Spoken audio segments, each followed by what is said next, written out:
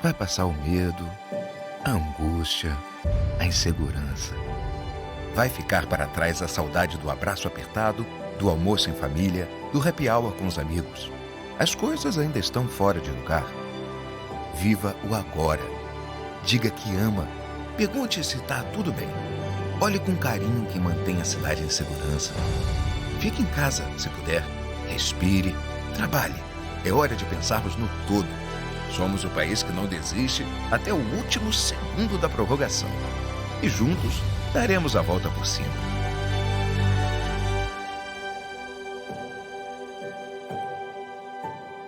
Tudo isso vai passar.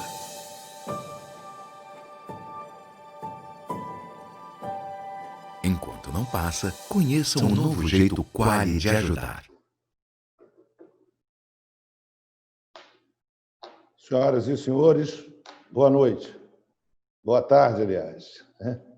Este painel é o de número 156, com o tema Reflexos Sociais da Pandemia no Direito do Trânsito.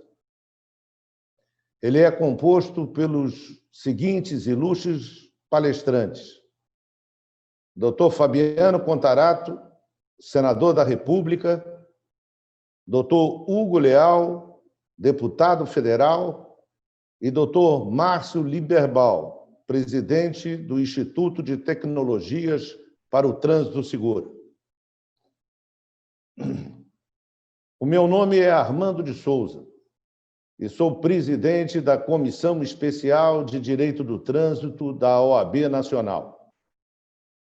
O tempo de duração deste painel é de impreterivelmente 1 hora.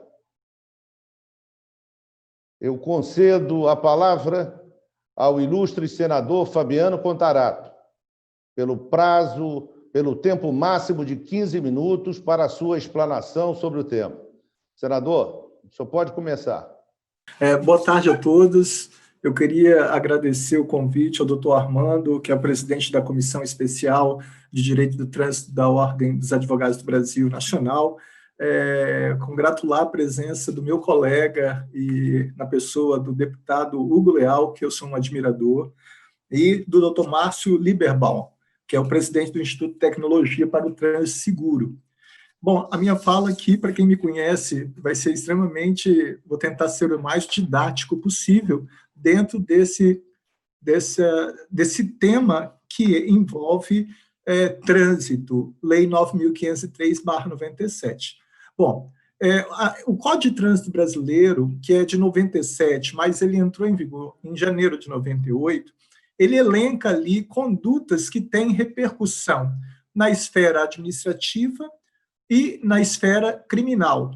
E do comportamento do ser humano dentro do sistema viário pode decorrer também responsabilidade civil. Então, por exemplo, se eu tenho um estacionamento num local inadequado, eu vou ter apenas a responsabilidade administrativa, que vai ter perdimento de pontos na carteira, multa e assim sucessivamente. Se ocorrer um acidente sem vítimas, nós temos aí um Código Civil também para abraçar e dar o aporte da responsabilidade civil, seja por um dano material, moral, ou até mesmo por aquilo que nós chamamos de lucros cessantes. Se houver vítima, e aí nessa segunda hipótese foi a responsabilidade civil, se houver vítima, se for de lesões corporais, não importando a gravidade da lesão, porque quando você está diante do elemento subjetivo da conduta, culpa, ou seja, um dos elementos da trilogia da culpa, a imprudência, que é a prática de um ato perigoso, a negligência, que é a falta de atenção ou de cautela, ou a imperícia, a falta de perícia em um prefixo, que quer dizer não perito, você tem aí um crime de natureza culposa que independe da gravidade da lesão. Então, era muito comum, eu fui delegado de polícia na Delegacia Especializada de Delitos de Trânsito, no Espírito Santo, por mais de 10 anos, e era comum, às vezes, um acidente, a pessoa fala assim, não, mas houve um crime de lesão corporal de natureza grave ou gravíssima. Tecnicamente equivocado. O que houve foi um crime de lesão corporal culposa. O juiz só levaria em consideração a natureza da gravidade na hora dele fazer a chamada dosimetria da pena, quando ele estivesse elencando lá a fundamentação na dosimetria da pena, com base no artigo 59, que diz: o juiz, atendendo à culpabilidade, a personalidade, os antecedentes, a conduta social, as consequências do crime. Então, se ele tivesse um acidente em que uma pessoa quebrou o braço, ele ia falar que as consequências não foram graves, mas se ficou paralítico, foram gravíssimas. Mas o crime é lesão corporal culposa. Por que eu estou fazendo esse preâmbulo para utilizar esses 15 minutos? Porque, infelizmente, houve na Declaração de Estocolmo, depois de um encontro de 140 países, ficou acordado uma redução de 50% desses acidentes de trânsito. E o Brasil, infelizmente, ele ostenta uma das primeiras colocações em nível mundial. Nós temos aí pessoas morrendo no Brasil por ano de 40 a 50 mil, sem falar nos mais de 300 mil mutilados. Então, e com uma outra realidade muito grave, que ninguém no Brasil fica preso por crime de trânsito. Então, se você pegar na responsabilidade civil, nós temos aí a esfera civil que compete ao Poder Judiciário, através dos juizados especiais, dependendo do valor do quanto que está postulando, ou na vara civil, que se você quiser um valor maior. E você tem a responsabilidade administrativa, suspensão da carteira, cassação, multa, perdimento de pontos, não importa. Mas no aspecto criminal, nós temos 11 crimes, o pior dele é o homicídio, ou seja, quando no acidente ocorre uma vítima fatal, que mesmo se o motorista estiver em estado de embriaguez, quer seja pelo álcool ou qualquer substância de efeito psicoativo que determine dependência, a pena dele é de reclusão de 5 a 8 anos, mas ele não vai ficar nem um dia preso se ele for condenado à pena máxima. Por quê? Porque o crime, na forma como está estabelecida no artigo 302, parágrafo 3º da Lei 9.503/97, que é o homicídio culposo praticado na direção de veículo automotor, mesmo o motorista estando embriagado, como o crime é culposo, os juízes devem substituir a pena. Isso conforme determina o artigo 44, inciso 1º do Código Penal, que diz: as penas restritivas de direito são autônomas. O que são penas restritivas de direito? Prestação de serviço à comunidade, limitação de final de semana, fornecimento de cesta básica. Então, ele fala, as penas restritivas de direito são autônomas, mas elas substituem as penas privativas de liberdade, reclusão e detenção, e no homicídio culposo, mesmo o motorista estando embriagado, a pena é de reclusão, logo é uma pena privativa de liberdade. Então, qualquer que seja a pena, se o crime for culposo. Eu lembro que quando foi feita essa mudança, eu era corregedor-geral do Estado, eu tentei até alertar, na época, o Congresso para não aprovar aquela alteração, introduzindo no parágrafo 3º, por quê? Porque ele tirava a possibilidade de você sustentar o que eu fiz durante muito tempo na delegacia e outras pessoas fizeram, de sustentar o chamado dolo eventual em determinados acidentes de trânsito. Ou seja, o artigo 18 é claro do Código Penal, quando diz que o crime doloso é quando o agente quer o resultado, foi adotada ali a teoria da vontade, dolo é intenção, ou com seu comportamento assumiu o risco de produzir. Então, eu sustentava, o motorista estava com pneumáticos carecas, em excesso de velocidade, não era habilitado, estava bêbado, ele não quis o resultado, mas assumiu o risco de produzir, isso era dolo eventual ou dolo indireto, indiciava no Código Penal, porque no Código de Trânsito não tinha, e ele ia a júri popular e pegava de 6 a 20 anos de reclusão ou de 12 a 30. Então, isso era um dar tratamento igual a comportamento igual, tratamento diferente a comportamento diferente. Como houve alteração no Código de Trânsito, hoje eu não tenho dúvida, mesmo se o motorista estiver embriagado e matar no trânsito, mesmo o Código prevendo uma pena de 8 anos de reclusão, todos os juízes no Brasil devem substituir a pena privativa de liberdade para restritivo de direito. Mas por que eu estou falando nesse aspecto jurídico? Por uma questão óbvia. Existem 3 elementos para redução de criminalidade em qualquer área. Eu sou presidente atualmente da Comissão do Meio Ambiente no Senado e está sendo desmantelada a área ambiental no Brasil. Então, nós temos a incidência de vários crimes ambientais. E o tripé, que eu vou falar agora, utiliza-se também nos crimes ambientais. Mas no trânsito, o que temos é fiscalização. Se o poder público falha na fiscalização, o motorista ele tem a sensação ou quase a certeza da impunidade. E nós vimos no início desse ano o presidente da República indo para o Twitter e falar, olha, vamos arrancar todos os radares das rodovias federais para acabar com a chamada indústria de multas.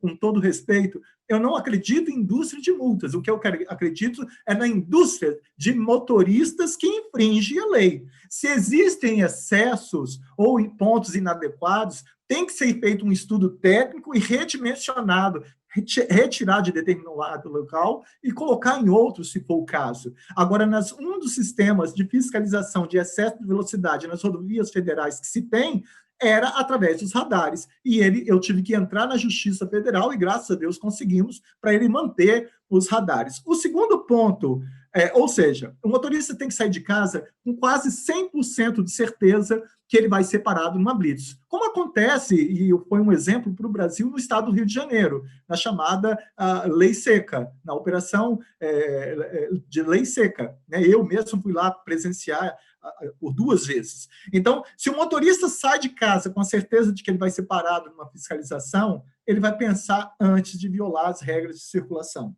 Segundo ponto, que está, infelizmente, deitado eternamente em berço esplêndido, que é a determinação expressa no artigo 76 do Código de Trânsito. O artigo 76 diz: a educação para o trânsito será promovida nas escolas de ensino fundamental, médio e superior. Até hoje, a letra da lei está morta. Seja como disciplina eletiva ou seja trabalhando na transversalidade nas demais disciplinas. Mas, então, o poder público, ele falha na fiscalização, o poder público falha na educação.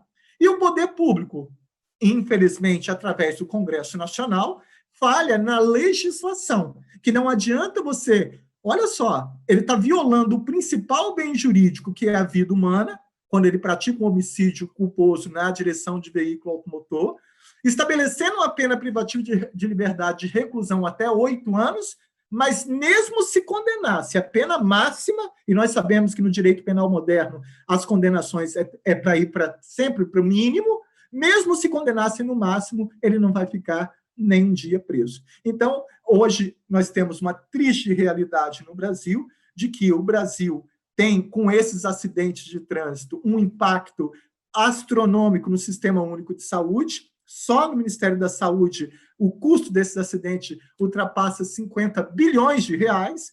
Na área econômica, mais de 200 bilhões.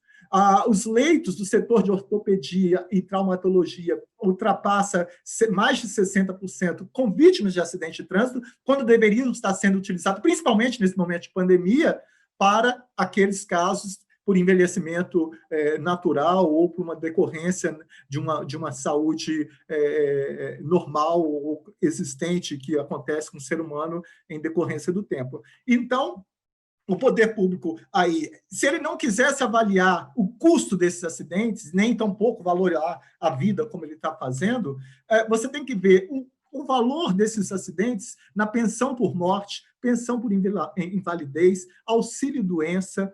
O governo federal ele quis acabar com o DPVAT. Veja bem, o DPVAT, que é R$ 1 por mês, que vai dar garantia para aquelas pessoas, independente de você identificar ou não o motorista, você teria ali, ele tem a função social. E grande parte desse recebimento do seguro obrigatório DPVAT vai para o Sistema Único de Saúde. Eu presenciei, e aí eu faço um apelo aos colegas, porque existem, por trás da morte do trânsito, existem outras mortes que não são contabilizadas, que dói tanto quanto ou mais, que é o que eu chamo de morte simbólica. E eu vou dar um exemplo. Eu era responsável pela liberação de vítimas fatais dentro do DML, dos acidentes de trânsito. Foge a lei natural um pai sepultar um filho. Então, eu atendi um pai e uma mãe que o último lugar que ele pensa em procurar um filho é o DML, que cheira a morte. Então, ele fazia a pergunta, doutor, o motorista estava bêbado e não fez o teste do etilômetro, foi devolvida a carteira, foi devolvido o carro, o delegado fixou R$ 1.000 de fiança. A vida da minha filha vale R$ 1.000, doutor? Eu ouvia isso por mais de 10 anos. Ou seja, o único condenado no Brasil em matéria de trânsito é a família da vítima, que sofre pela dor da perda e pela certeza da impunidade. Então, passava-se 2 meses e só vinha a mãe. Eu perguntava, cadê seu esposo? Ela chorava e falava, nós nos separamos. O Estado não dá um apoio psicossocial para essas famílias. E aí eles começavam a cobrar. Eu não falei que não era para você ter dado a moto, eu não disse que não era para você ter deixado ele ir naquela festa, como se eles fossem culpados. Então, a morte do matrimônio é uma morte decorrente do acidente de trânsito. E nós temos ainda o avô que sente a falta daquela neta e que ele entra no processo de depressão. Ela era o xodó da família. E aí aquele é uma outra doença, uma outra morte decorrente do acidente de trânsito. O irmão mais novo sente a falta da irmã, o rendimento escolar cai, ele começa a usar o cigarro, o álcool, a maconha, a cocaína, o crack. Ou seja, toda a família adoece. E aí você vem com o presidente da República, agora, querendo acabar com a obrigatoriedade de usar a cadeirinha no banco traseiro, que, graças a Deus, a Câmara manteve, ele querendo aumentar a pontuação para você suspender a carteira do motorista, 20 pontos em um ano. Isso é muito ponto. Ele está aumentando para 40 pontos. Eu fui membro da JARI, da Comissão de Defesa Prévia e do CETRAN, é quase uma missão impossível você suspender a carteira de um motorista. E ele está querendo ainda aumentar o prazo da validade da carteira de habilitação de 5 para 10 anos. Ou seja, é um governo que banaliza a vida humana com medida populista e ele está violando o próprio artigo 1º, parágrafo 1º do Código de Trânsito Brasileiro, que diz que o trânsito em condições seguras é direito de todos, mas é dever do Estado, e o Estado está falhando nisso. E agora, com a pandemia, com o isolamento social, nós temos que ficar com um olhar muito mais cuidadoso para aquelas pessoas que estão mais vulneráveis, pedestres e ciclistas, porque o próprio artigo 29, parágrafo 3º, diz que, hierarquicamente, os veículos de grande porte serão sempre responsáveis pela segurança dos de pequeno porte, os motorizados pelos não motorizados e todos pela segurança do pedestre. Infelizmente, nós vivemos no Brasil onde ostentamos uma das primeiras colocações em mortes no trânsito e que, infelizmente, o único condenado é a família da vítima. Eu presenciei isso como delegado, depois como diretor-geral do DETRAN, e, infelizmente, eu vejo que o próprio Senado Federal também está sendo permissivo quando flexibiliza, quando banaliza o principal bem jurídico que deveria estar sendo protegido, que é a vida humana, o respeito à integridade física e à saúde. Obrigado.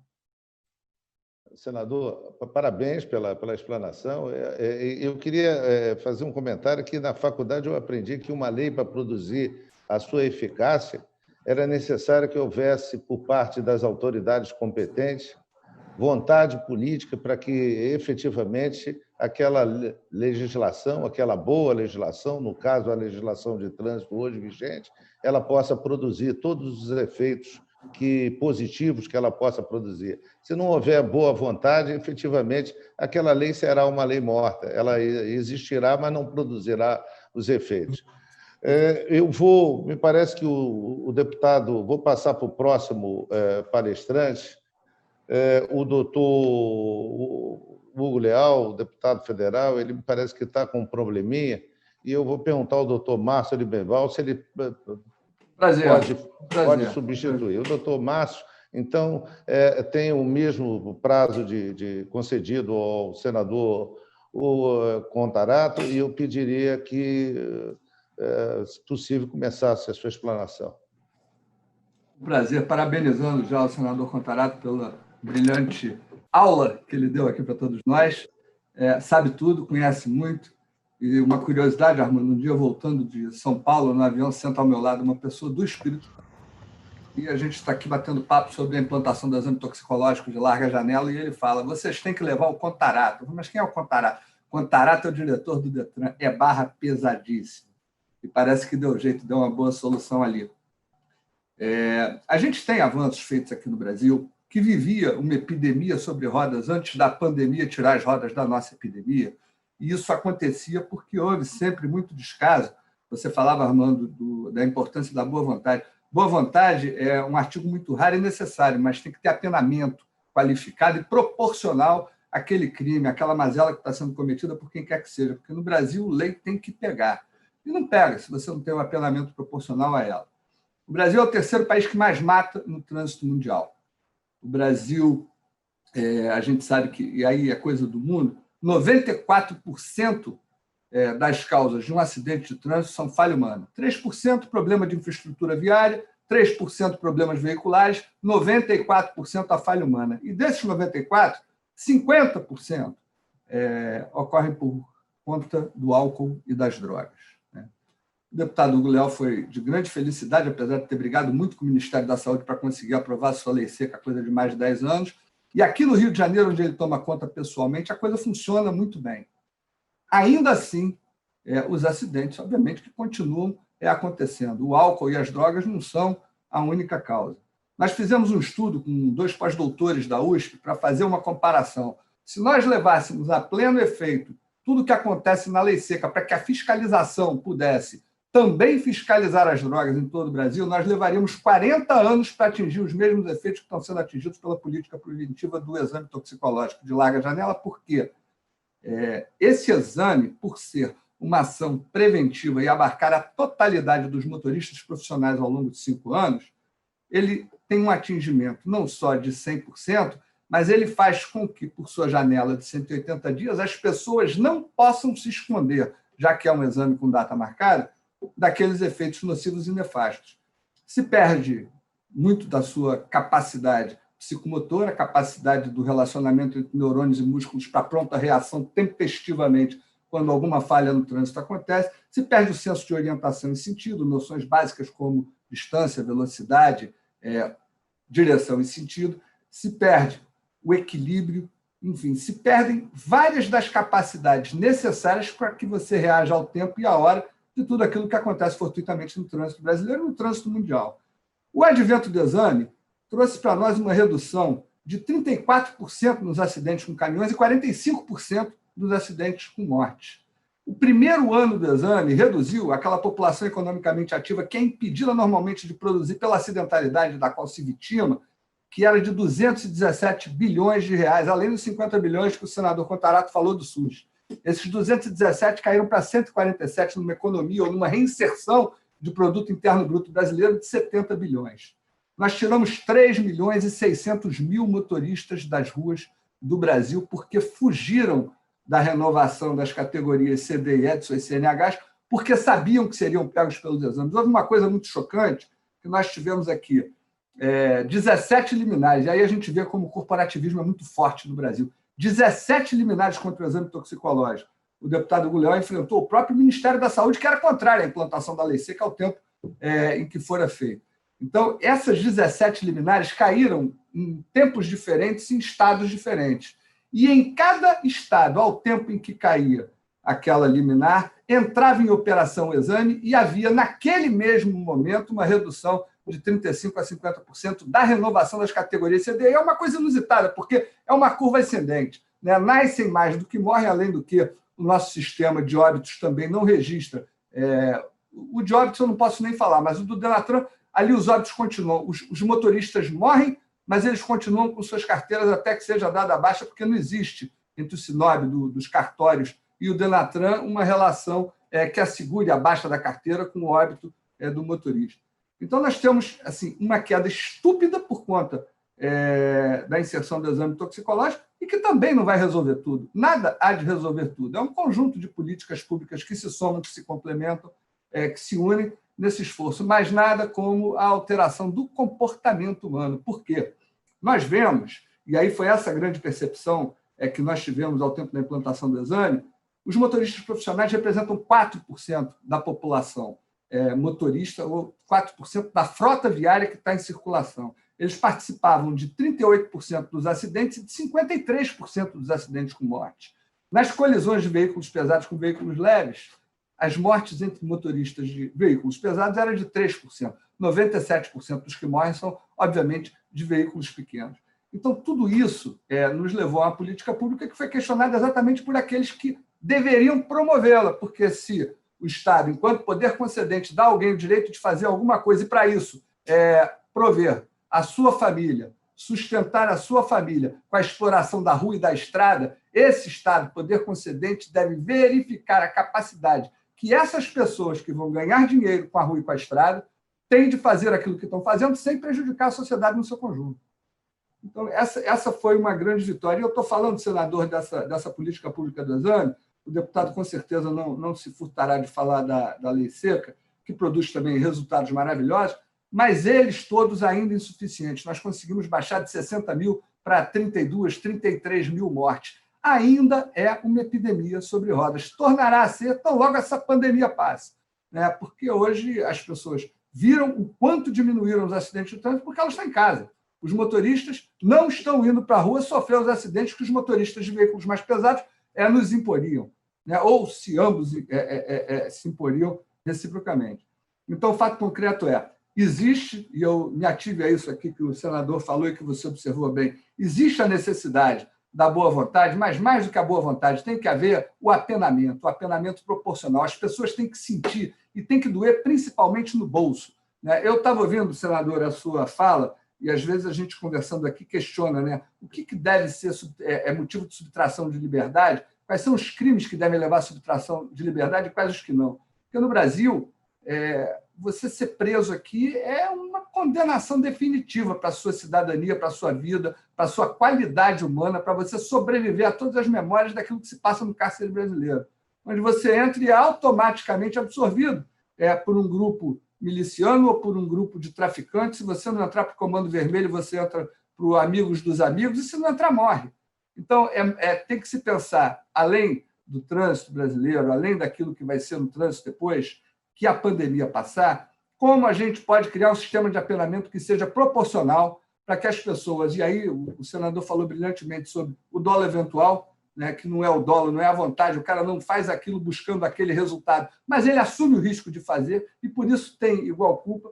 Eu acho que essa dosimetria nos apenamentos que a gente vai pensar ali para frente vão ser muito importantes, porque vão definir se a gente vai ter uma população carcerária hoje aqui de 800 mil pessoas, das quais quase a metade por porte de pequenas quantidades de droga, o que não justificaria um apenamento tão desproporcional e que condena de forma definitiva a vida dessas pessoas. Mas também a gente tem que ver com clareza aonde vai parar a hipocrisia do setor público de deixar rolar, de deixar acontecer, de deixar correr frouxo. No Rio de Janeiro, e a lei seca é um exemplo disso.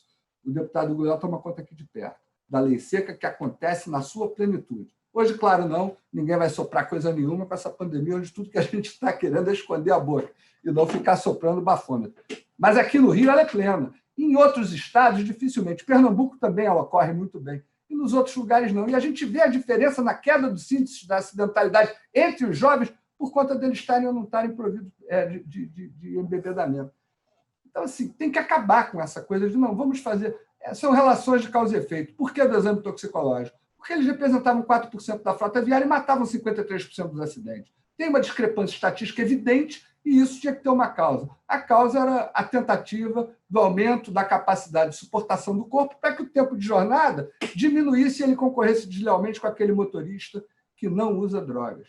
fizemos pesquisas antes da implantação da lei, fizemos pesquisas depois da aprovação da lei, fizemos pesquisas depois da entrada em operação do exame toxicológico. Em todas elas, com o Ibope, e uma com a FSB, em todas elas o resultado foi de 92% de apoio a esse exame e de 89% no caso dos próprios motoristas profissionais, que são as maiores vítimas. São os que mais morrem, são os que morrem antes.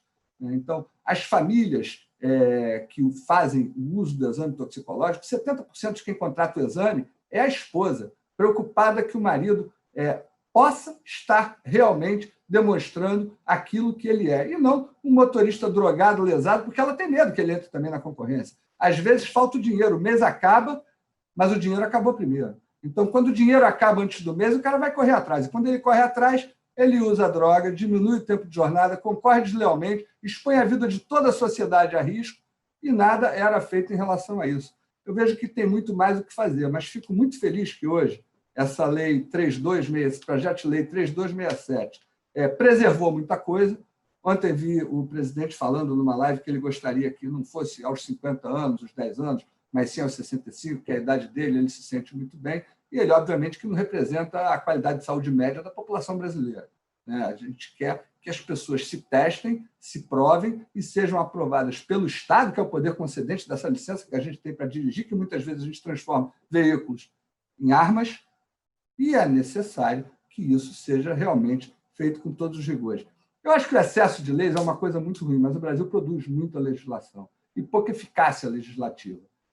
Melhora isso, eu acho que essa última legislatura, aí, com o Rodrigo Maia à frente, foi muito boa, tem sido muito boa. Acho que na pandemia o Congresso Nacional deu um exemplo de trabalho com uma produção legislativa excepcional. Acho que, inclusive, aumentou a taxa de produtividade, tanto do Senado como da Câmara dos Deputados, porque está todo mundo preso aqui no Zoom, não dá para fugir do horário, senão o Armando liga, o senador reclama, o deputado berra, e a gente tem que chegar aqui na hora certinha e tem que parar de falar na hora que o Armando mandar, porque senão ele vai cortar o som da gente aqui no microfone. Mas isso aprisiona o trabalho.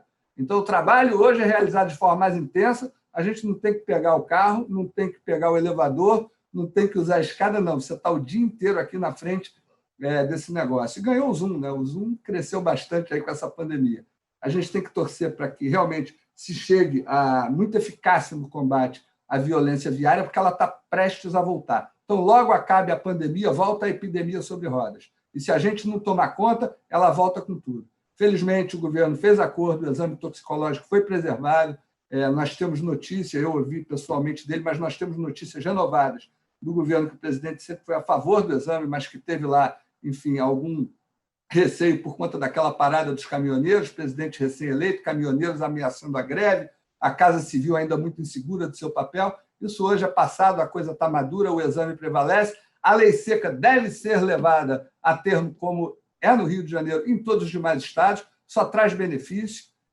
Nós temos aqui o nosso Fernando Diniz, que é o presidente da Trânsito Amigo, uma associação de vítimas do trânsito, e a gente aprende com ele. Ele diz que é órfão do trânsito, ele é órfão de um filho no trânsito. No judaísmo, a gente fala que, e a Cabala diz isso, que a grande felicidade do processo biológico da vida é que nós enterremos nossos pais e sejamos enterrados pelos nossos filhos. E quando acontece o contrário, essa é a maior das infelicidades que podem ser colhidas por um ser humano. E o Fernando Diniz passou por isso. Então, ele resolveu transformar o luto em luta e trabalha aí a favor do trânsito em todos os lugares. Aqui, senador, nós tivemos com o deputado Hugo Leal, o presidente Fernando Henrique Cardoso, o embaixador do Brasil na ONU, o presidente do Denatran da época, o diretor-geral da Polícia Rodoviária Federal e uma série de institutos e instituições que nos acompanharam à ONU quando nós fomos entregar em 2018 os resultados do balanço dos primeiros 2 anos do exame toxicológico, como política pública que funciona como remédio para um problema que é mundial. E depois, então, fomos enviados à Organização Mundial de Saúde, onde lá também consignamos esse trabalho, e hoje, nos Estados Unidos, que já fazia o exame toxicológico por inspiração dos transportadores, dos empresários que exploram as vias urbanas, hoje a legislação está sendo rigorosíssima e aumentada todo dia, sempre na direção do exame toxicológico. Por quê? O que ele tem de diferente? O sangue, a saliva e a urina aprisionam o metabólito da droga por, no máximo, 48 horas. E o exame toxicológico tem uma janela de 180. Na lei consta de janela mínima de 90. são 180 dias. Então, 180 dias acumulando picogramas de metabólitos de drogas, dizendo que tipo de droga o cara usou, com que frequência e intensidade. E isso tem uma tabela, uma margem de corte. No caso da cocaína, por exemplo, 500 picogramas. O sujeito que usou 500 picogramas de cocaína, que chegou a essa marca, ele está inviabilizado, ele não tem psicomotricidade, equilíbrio, senso de orientação e sentido, ele não tem as faculdades mínimas necessárias a fazer uma condução segura nas vias e rodovias do Brasil. Então, isso agora deve crescer no mundo inteiro. Nós estamos levando para o México, estamos levando como política pública, sem nenhum estímulo empresarial. Estamos levando ali o nosso exemplo, a nossa bandeira. Olha, aqui aconteceu assim. Foram X% de economia para o governo, foram X% de queda nos acidentes, foram 70 bilhões de economia para o governo, foram os 50 bilhões do SUS que viraram 25. Enfim, os resultados chegam quando as políticas públicas fazem o seu dever de casa. Então, ali, mais para prestar um serviço de valor realmente agregado para a cidadania do que para encher o bolso do empresário, sem uma relação de causa e efeito nessa contrapartida. É justo ganhar dinheiro. A gente defende, né, Armando, que a vida... E tiveram lá conosco da OAB o presidente, ex-presidente Marcos Vinícius Furtado Coelho e o atual presidente Felipe Santa Cruz. Foram ambos para a ONU com a gente também, não é isso? Estavam lá os dois. E dizendo exatamente o que disse o Contarato. A vida é o valor que a todos precede e a todos prefere, porque é o valor que a todos os demais origina. Sem vida não há direito a coisa nenhuma.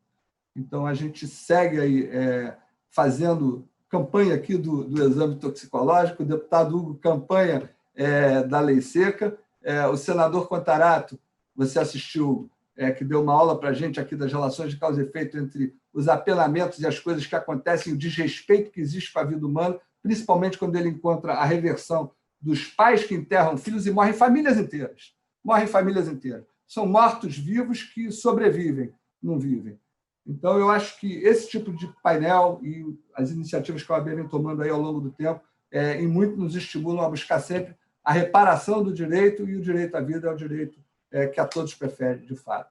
Muito obrigado, Armando, senador Contarato, deputado Hugo. Vamos em frente. Parabéns pela aula, Márcio. Parabéns mesmo. Muito esclarecedor, foi muito oportuno essa sua explanação. Eu vou passar agora a palavra para o deputado federal Hugo Leal. O deputado tem 15 minutos para a sua exposição, podendo se estender, evidentemente.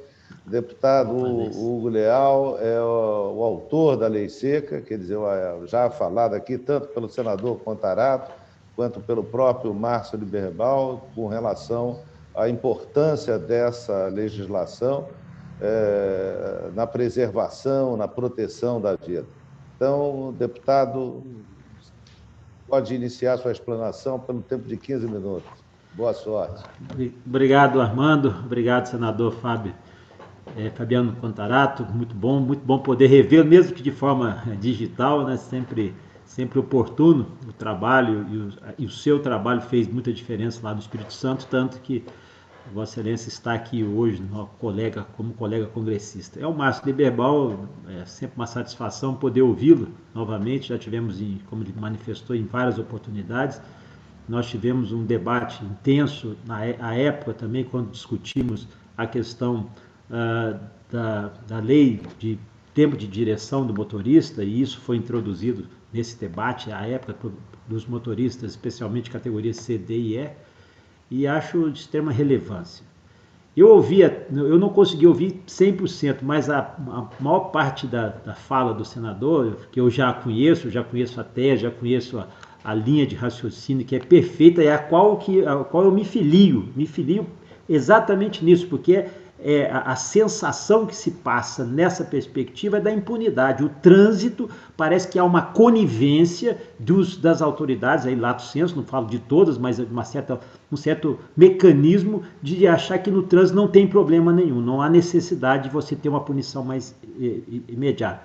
Aliás, senador, eu costumo brincar assim, né, de forma séria, porque assim como existe, né, em algumas corporações o espírito de corpo, né, eu costumo dizer que quando falo em álcool e direção, existe o espírito de copo, porque às vezes as pessoas têm a tendência a criminalizar, eu concordo, a corrupção, a pedofilia, os crimes de tráfico, todos, Mas quando fala que é álcool e direção, fala assim, bom, peraí, eu não sou pedófilo, eu não sou corrupto, eu não faço tráfico, mas beber e dirigir, eu acho que eu já fiz isso, então aí vamos ser condescendente. Então esse espírito de copo é que a gente tem que encerrar, seja ele em qualquer instância, qualquer perspectiva. Então mas o copo com água não tem problema, Márcio, fique tranquilo. E até porque você poderia estar aí fazendo uso, hoje é sexta-feira, é natural que possa tomar um vinho, tomar alguma coisa, desde que você não dirija. Aliás, ultimamente, a última coisa que as pessoas estão fazendo é dirigir, porque ninguém está conseguindo sair de casa.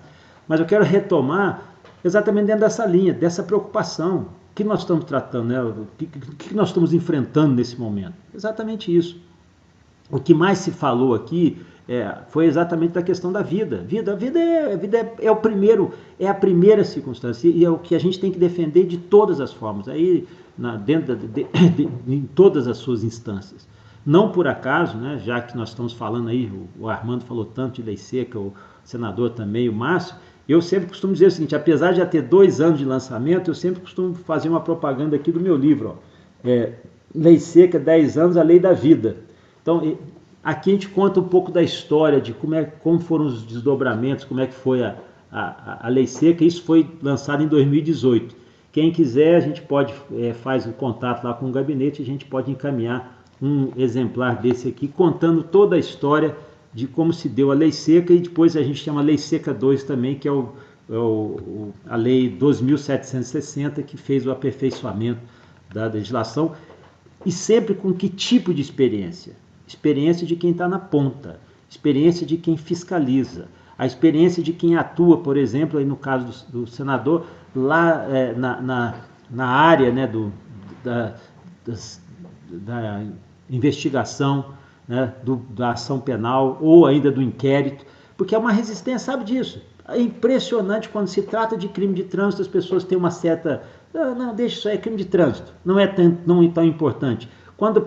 Quando existia, e o senador poderia até confirmar isso depois, quando existe uma operação, uma blitz, quando pega alguém alcoolizado, vai para a delegacia, sim, não vou falar que é geral, mas há uma tendência a dizer isso, isso aí, pelo amor de Deus, não me traga esse tipo de problema. Eu preciso trazer aqui, eu preciso me preocupar com assalto, com roubo, com homicídio, e isso aí não. Ou seja, quando aquele assunto que poderia ter sido evitado se transforma num homicídio, aí sim as pessoas passam a se preocupar. Acho que essa questão que é delicada, a gente tem que saber enfrentar, a gente tem que superar. Está mudando o comportamento, sim, está. Tanto está, que eu dou um testemunho aqui. Nós temos hoje 2 senadores no Senado Federal que vieram exatamente, claro, cada um com a sua característica, com a sua luta, com a sua trajetória, mas vieram exatamente desse debate do trânsito. Tanto o senador Contarato quanto o senador Stevenson, que veio lá do Rio Grande do Norte, que foi um dos coordenadores, né, da Operação Lei Seca lá no Rio Grande do Norte. Vieram dentro dessa lógica, da mudança de comportamento da sociedade, da mudança de comportamento da visão, e exatamente que as pessoas já não estão mais aceitando este princípio. E isso é fundamental, essa mudança de comportamento, eu chamaria de mudança geracional também. E eu costumo afirmar e reafirmar que a Lei Seca, a Lei 11.705, ela em si, a mudança dela não foi nem tão profunda, foi lá a mudança no 165 e no 306, que depois foi aperfeiçoado lá na 2.760.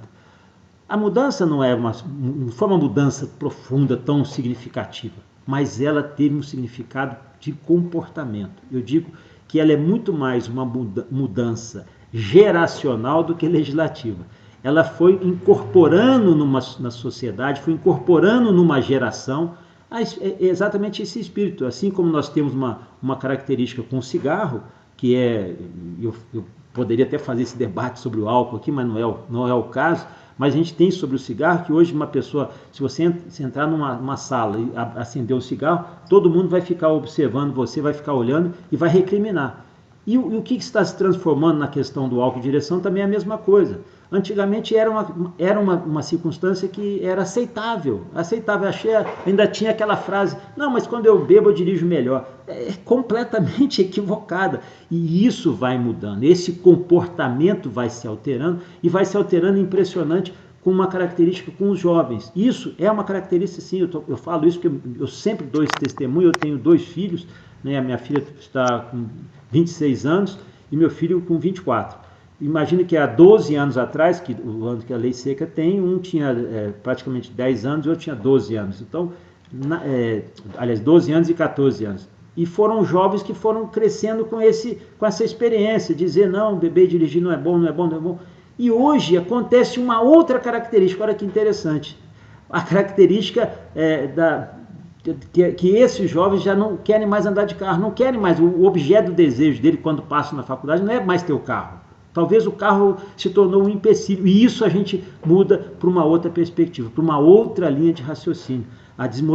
Essa desmobilização do veículo. Eu acho que isso, porque, e entrando numa outra seara aqui, Armando, que eu acho que é importante, ontem eu falava também, eu fazia uma live sobre mobilidade, é você tirar os carros, tirar os veículos da rua e deixar as pessoas. As cidades foram feitas para as pessoas e não para os veículos. Cada vez mais faz investimento em viaduto, em túnel, em rua, e não faz em calçada. As pessoas esqueceram que as pessoas têm que caminhar. O centro da cidade do Rio passou por uma transformação. Ainda eu acho que poderia até ser mais profunda, mas essa é a lógica. A cidade foi feita para as pessoas, não para os veículos. E aos poucos você tem que se investir no transporte público, seja de qualidade, aí tem várias outras alternativas, a gente poderia discutir. Mas para quê? Para exatamente dar aso a essa questão que veio, repito, com uma mudança de comportamento da sociedade que passou a recriminar a questão do álcool em direção. Eu acho que isso é um aspecto importante. Acho que isso é uma linha de raciocínio que a gente não poderia perder. Ô Armando, eu gostaria agora, eu sei que aqui foi um debate muito rico, mas eu queria trazer alguns dados, alguns números aqui, que eu acho que seriam interessantes aqui. Eu não sei se eu vou conseguir aqui dar conta aqui da tecnologia. Deixa eu ver se eu vou conseguir colocar aqui. Isso. Não, eu só quero trazer aqui uns dados que são interessantes, até porque o senador manifestou aqui sobre o encontro lá de Estocolmo, que foi a terceira Conferência Mundial sobre Segurança Viária, e eu tive a oportunidade de participar das 3 conferências mundiais. A primeira foi em Moscou, na Rússia, em 2009. Depois nós tivemos aí depois de algumas conferências, né, da ONU, Assembleias Gerais da ONU, que eram específicas sobre segurança viária, eu estive nelas em 2010, em 2011, que foi lançado a década mundial de ações de segurança viária, 2011, 2020, que está se encerrando esse ano. Aliás, o Brasil vai conseguir alcançar a meta, porque nós reduzimos tanto os acidentes por causa da questão da pandemia, o Brasil e outros países, mas não por mérito, muito mais exatamente pelas pessoas terem ficado em casa.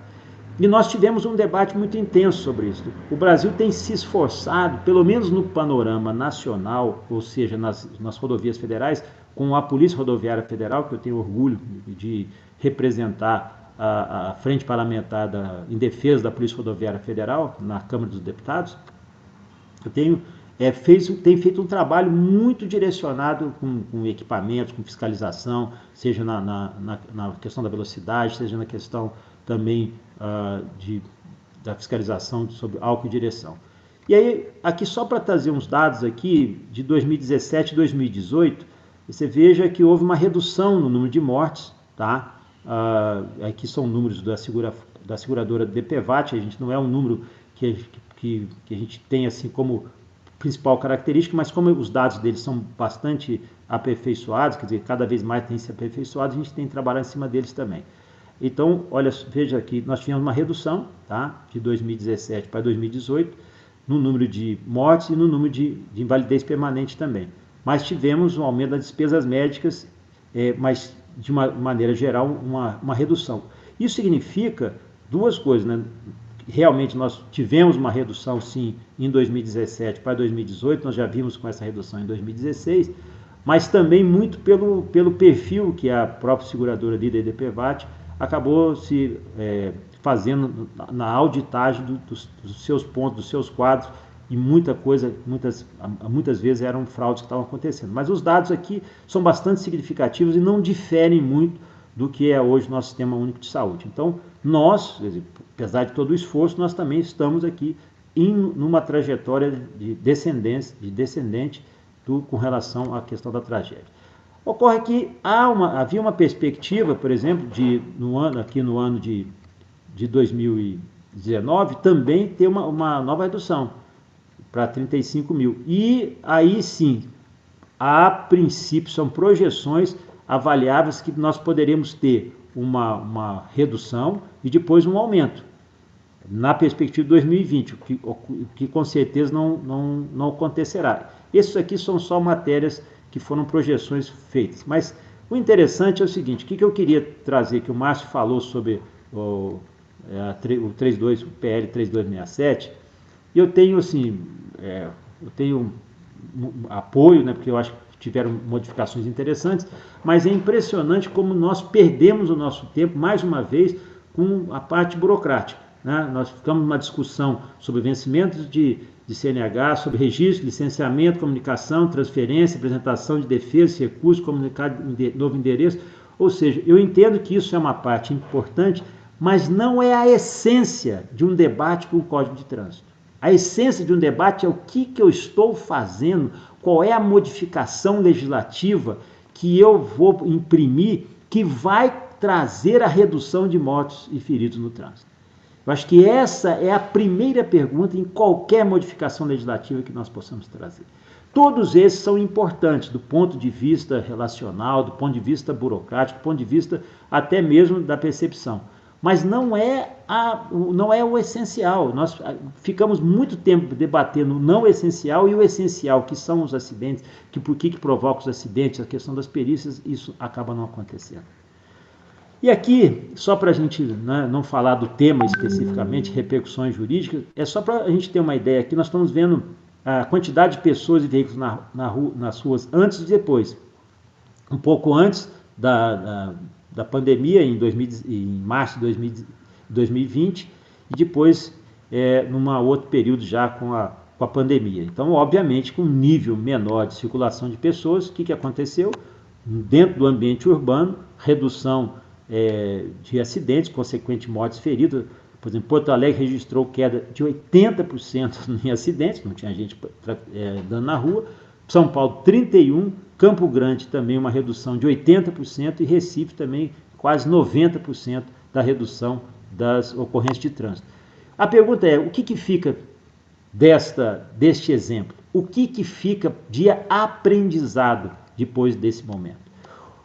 Outra expectativa que nós passamos a perceber, e isso ficou uma situação bastante nítida, a mudança no comportamento com relação ao transporte coletivo, as preocupações com a limpeza, as preocupações também com a periodicidade. Isso era uma circunstância que não se discutia, não era um tema essencial para o debate, e eu vejo que isso hoje se impôs, está na agenda do transporte urbano, do transporte coletivo. Acho que isso também é uma característica da mudança de comportamento. A questão do trânsito de veículos, né, o que aconteceu com automóveis e motocicletas, o movimento, por exemplo, em São Paulo, diminuiu 72%, né, houve uma excepcionalidade, nós conseguimos aqui avaliar que durante 15 dias em São Paulo... Hugo, por gentileza, até o tempo aí, porque nós temos que... Eu já encerrar aqui. Respeitar aqui o tempo. Mas eu vou encerrar aqui. Mas é uma característica que São Paulo ficou 15 dias sem congestionamento. Tá? É uma coisa interessante. E aí, para encerrar aqui, falei que só eram essas informações e o que eu falo, o que nós ficamos aqui de aprendizado, o que nós precisamos de aprendizado pós-pandemia. Estímulo ao uso de transportes públicos, incentivo ao uso de bicicletas, cidades mais compactas, ou seja, o ideal é que você possa resolver as coisas dentro de casa, andando, fazendo circulação no menor espaço possível, rodízio de veículos, e a diversificação de modais. Bom, aí uma frase só para encerrar a nossa participação, só com a conscientização e o comprometimento de toda a sociedade, o Brasil conseguirá criar uma nova cultura sobre a segurança no trânsito. Bom, Armando, dentro do que eu imaginei aí ser a nossa expectativa, imagino que eu possa ter contribuído aí em alguma coisa, pelo menos para fazer as provocações necessárias. Obrigado. Obrigado a você, deputado. A contribuição de todos foi maravilhosa. É sempre importante nós destacarmos que o objetivo do Código de Trânsito brasileiro é um único objetivo, é a proteção à vida, é a segurança no trânsito. E, portanto, acho que todos nós aqui, caminhamos no mesmo sentido, de proteger o maior patrimônio que um ser humano tem, que é a sua vida. Então, acho que nós atingimos a nossa finalidade, que era justamente trazer o assunto e esclarecer aqueles que estão assistindo. Obedecendo o tempo, eu gostaria de agradecer, em nome da Ordem dos Advogados, da OAB Nacional e da Comissão Especial de Direito do Trânsito, a todas as pessoas presentes neste painel, notadamente aos ilustres palestrantes, ao senador Fabiano Contarato, ao deputado Hugo Leal e ao presidente do ITTS, doutor Márcio Lieberman. Muito obrigado mesmo pela essa oportunidade, pelas explanações. Eu queria informar a todos que logo a seguir haverá um outro painel, o painel de número 162, que tem como tema a autocomposição e a pandemia. Muito obrigado a todos, muito obrigado, deputado Leal, senador Fabiano, Márcio, tudo de bom para vocês. Muito obrigado mesmo. Um grande abraço.